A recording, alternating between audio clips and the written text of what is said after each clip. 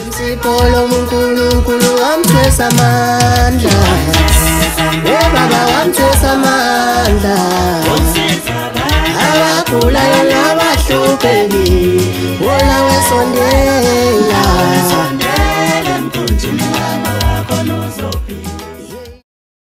Akwengibingelela enhlana sezantsi umhlaba wonke nezinkalo zonke ngithi nje sanibonani babukeli enhlana sezantsi.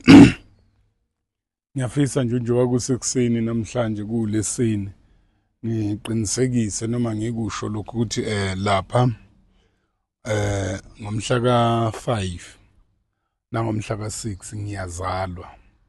In fact ngomhla ka5 ngiyazalwa ngase ngithi ngomhla ka6 ngomhla ka5 ngizobe ngidla ikhekhe, ngomhla ka6 ngase ngithi no angiphinde futhi ngindlulise izipho enjengemromelo ebantwini engizobe nginabo, engizobe ngiselebrate nabo leliya langa la ngomhla ka6 la ngomhla ka5 ku-April. Ngizobe ngino Siyaviva TV1 ngoba konke engikwenzayo kaningi ngikwenza naye uSiyaviva TV1. Yonke into ongayicabanga engiyaye ngiyikhiphe nento engiyaye ngiyiphathe ngizobe ngiyikhipha ngalelo langa mahala ngoba ngiyanikela ngibuyisela ebantwini. Manizokhumbula nje ngomunye unyaka ngikwengathi ngiyayizonda inhlupheko ngalendlela le edida uSathane, ngiyizonda ukufa futhi angiyifuni nala ehambe khona.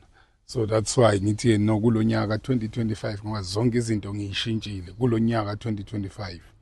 Inamba yami engitholakala kuyona namanje ngisatholakala sengiphindeke ngayi-add sezimbili, it's 079 673 7011 eyesibili. Sengiyatholakala kuzona zombili futhi nazo.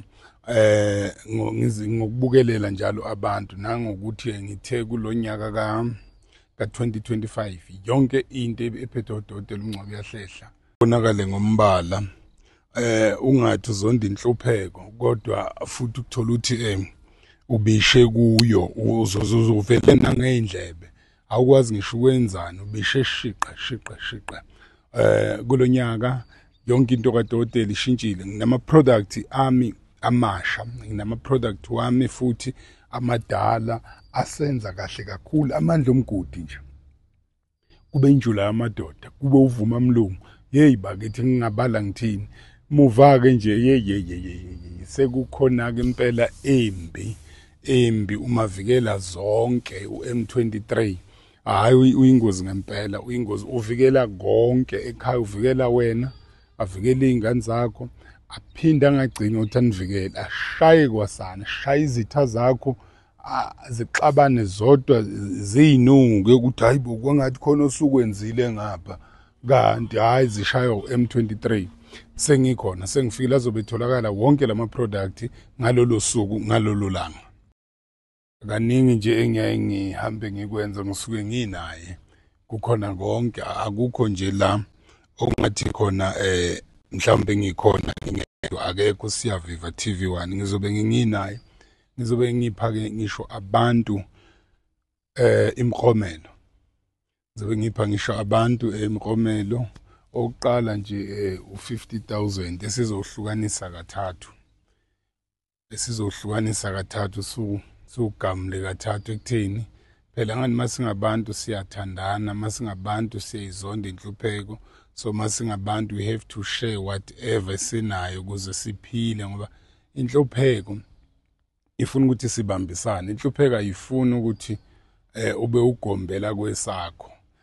Ngomhla ka5 ngizobe ngizalwa, so ngithe lapha kwaDlamini ngizobe ngilapha khona mahala, ayikho into engizobe ngiyibiza imali ngalelo langa. Ngithe nje ngoba ngifuna ukuthi ngi-add lento yokuthi abantu nabe ngifuna bangithole.